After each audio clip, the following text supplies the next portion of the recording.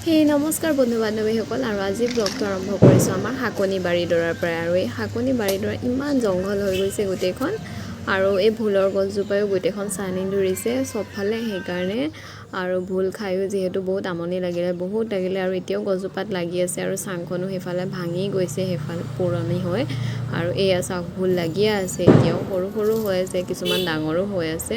আৰু আমি ভাইটি আৰু মই দুইজন মিলি এইখিনি চাফা কৰিম আজি আৰু ভুলখিনি গোটেইখিনি ছিঙি ল'ম আৰু এইখিনি পালোঁ ভুল তাতে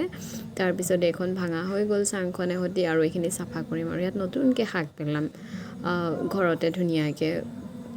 চাই লওক আপোনালোকে এনেদৰে এতিয়া হৈ গ'ল আৰু এইখিনি চাফা তাৰপিছত কৰি লৈ আহিলোঁ কিচেনত আৰু আহিয়ে ভাবিলোঁ আজি এটা ৰেচিপি শ্বেয়াৰ কৰোঁ আপোনালোকৰ লগত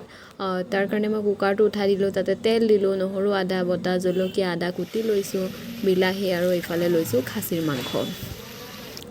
আৰু এইখিনি মাংসখিনি মই ধুনীয়াকৈ তেলতে ফ্ৰাই কৰি লৈছোঁ প্ৰথমতে এনেদৰে আৰু ইয়াতে অলপ নিমখ দি দিছোঁ সোৱাদ অনুসৰি দিব আপোনালোকে ময়ো দি দিছোঁ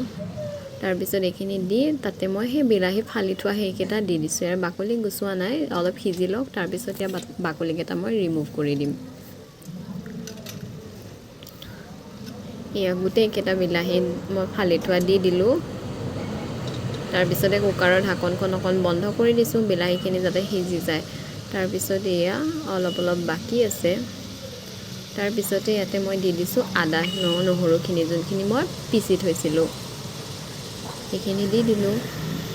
আৰু ইয়াতে মই কৈ থওঁ যে এইটো ৰেচিপিত মছলা কম ব্যৱহাৰ হয় মানে মছলা ব্যৱহাৰ নহয়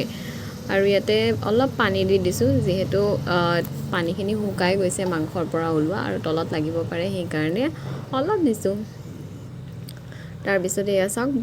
বাকলি গুচাই দিলোঁ বিলাহীকেইটাৰ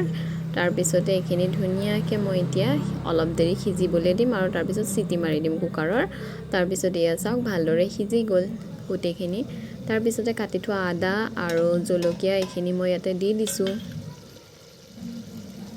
আৰু ইয়াতে মই একো বেলেগ মছলা ব্যৱহাৰ নাই কৰা তাৰপিছতে এইখিনি পূৰা ইয়াৰ তেল ওলোৱালৈকে মই ভাজিম অলপ পানী দিছিলোঁ যে সেইকাৰণে পানীখিনি শুকুৱাই পেলাম আৰু ইয়াক পূৰা ড্ৰাই কৰি পেলাম আৰু ইয়াৰ চাওক ৰেচিপিটো মোৰ ইয়াকে কয় চিনৱাৰী মটন চিনৱাৰী হয় এইটো আৰু আপোনালোকে নিজে বনাই খাবচোন ঘৰত ইমান সোৱাদ লগা হয় আৰু বিনা মছলাত বনে মাংসটো আৰু তাৰপিছতে ওলালোঁ ডক্টৰৰ তাত হাজবেণ্ডৰ লগত ওলাইছোঁ আজি সেয়া ধুনীয়াকৈ ঘৰৰ চাবি তাবি মাৰি লৈছোঁ আৰু তাৰপিছত ডক্টৰৰ ঘৰ পালোঁহি আৰু মই তাতে গৈহে দেখা পাইছোঁ মুখখন ভালদৰে চাইছোঁ একদম পূৰা পিম্পল উঠি তত নাই তাৰপিছতে এই ডক্টৰৰ তাত আমি দেখালোঁ চেকআপ আছিলে তাৰপিছতে কৰি মেলি ধুনীয়াকৈ আকৌ